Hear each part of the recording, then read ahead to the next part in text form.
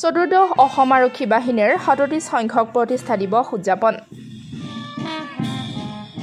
নলবাৰী জিলাৰ দৌলাশালস্থিত চতুৰ্দশ অসম আৰক্ষী বাহিনীৰ ৩৭ সংখ্যক প্ৰতিষ্ঠা দিৱস বৃহস্পতিবাৰে দিনজোৰা বৰ্ণাঢ্য কাৰ্যসূচীৰে উদযাপন কৰা হয়।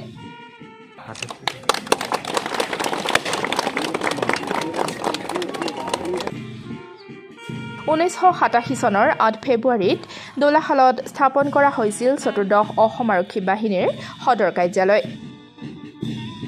১৯৮৮ চনৰ ৮ ফেব্ৰুৱাৰীত সেই সময়ৰ অসম চৰকাৰৰ গৃহমন্ত্ৰী ভৃগু কুমাৰ ফুকনে দৌলাশালত চতুৰ্দশ অসম আৰক্ষী বাহিনীৰ সদৰ কাৰ্যালয়ৰ আধাৰশিলা স্থাপন কৰিছিল।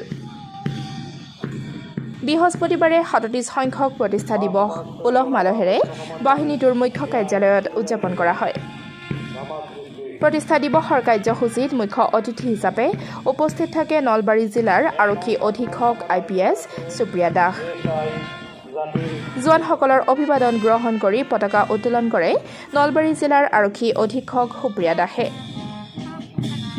বাহিনীটোৰ অধিনায়ক অঞ্জন পণ্ডিতে আদৰণি ভাষণ প্ৰদান কৰি বাহিনীৰ শ্বহীদ জোৱানসকলক স্মৰণ কৰাৰ লগতে জাতিৰ স্বাৰ্থত নিয়োজিত আৰক্ষী জোৱানসকলৰ কৰ্তব্যনিষ্ঠাক প্ৰশংসা কৰে। ৩৭ সংখ্যক প্ৰতিষ্ঠা দিৱস উপলক্ষে আৰক্ষী অধীক্ষক সুপ্ৰিয়া দাসে বাহিনীটোৰ অধিনায়ক অঞ্জন পণ্ডিত, বাহিনীটোৰ জোৱান তথা আমন্ত্ৰিত অতিথিসকলৰ উপস্থিতিত কেক কাটে। ইয়াৰ পূৰ্বে শ্বহীদ বেদীত শ্ৰদ্ধাঞ্জলি আৰু পুষ্পাঞ্জলি অৰ্পণ কৰাৰ লগতে বন্তি প্ৰজ্বলন কৰে বাহিনীটোৰ অধিনায়ক অঞ্জন পণ্ডিতে। উল্লেখ্য যে প্ৰতিষ্ঠা দিৱসৰ দৃষ্টিনন্দন পেৰেডে উপস্থিত ৰাইজক মুগ্ধ কৰি তোলে। প্ৰতিষ্ঠা দিৱসৰ কাৰ্যসূচীত বাহিনীটোৰ জোৱানসকলৰ লগতে পৰিয়ালবৰ্গ, দৌলাশাল উন্নতি সাধিনী সভাৰ সম্পাদক বাবুল বণিক্য, দৌলাশাল হাইস্কুলৰ অৱসৰপ্ৰাপ্ত প্ৰধান শিক্ষক ক্ৰমে অকণ চন্দ্ৰ চৌধুৰী, ভৱেন কুমাৰ কলিতা, মাছদিয়া গড়েমাৰী গাঁও উন্নয়ন সমিতিৰ সভাপতি তথা অৱসৰপ্ৰাপ্ত শিক্ষক কামৰুজ্জামান, বিশিষ্ট অধিবক্তা আনোৱাৰ হোসেনকে ধৰি কেইবাগৰাকীও বিশিষ্ট লোক উপস্থিত থাকে।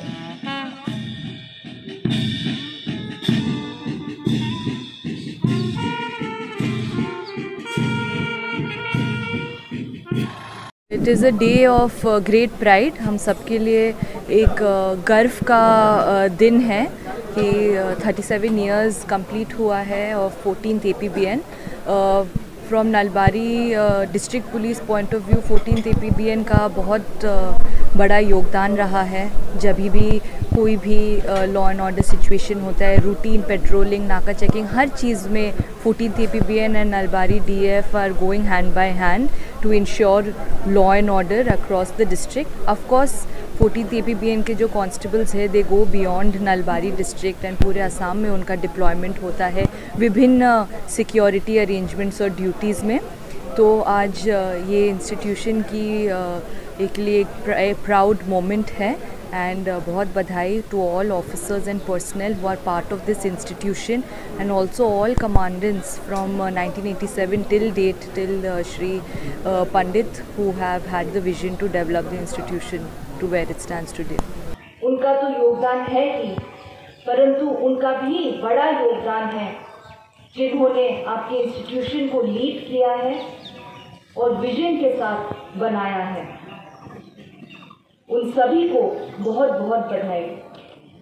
मुकलमोर पर जयंत डेकार रिपोर्ट, डेमोक्रेटिक असम। जो आपका अचीवमेंट है ये इसलिए बड़ा माना जाएगा क्योंकि आप 14th APBN के ऑफिसर्स और पर्सनल ने विभिन्न हॉस्टाइल एनवायरनमेंट्स में शांति बनाए रखने में योगदान दिया है।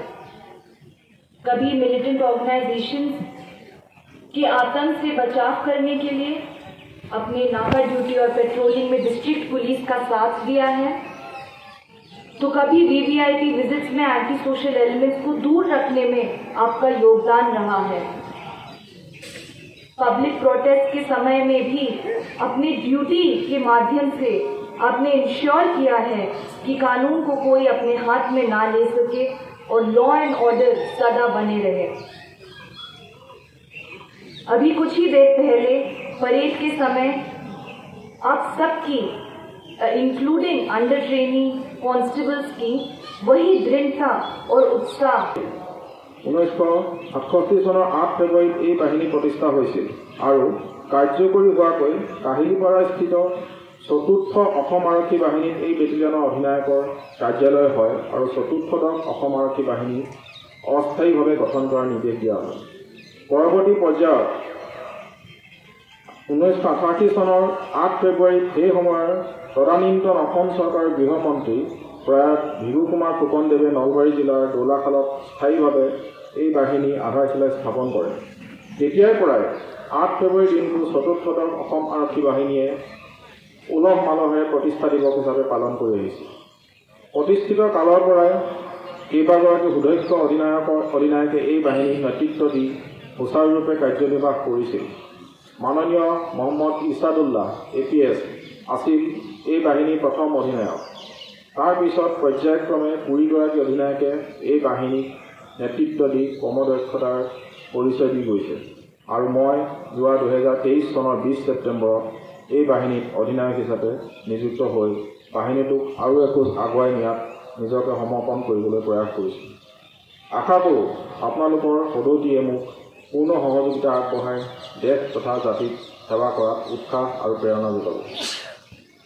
দৌলাখালবাসী ৰাইজৰ আকুণ্ঠ সঁহাৰিৰ বাবে আজি এই বাহিনীটো প্ৰাণ পাই উঠিছে।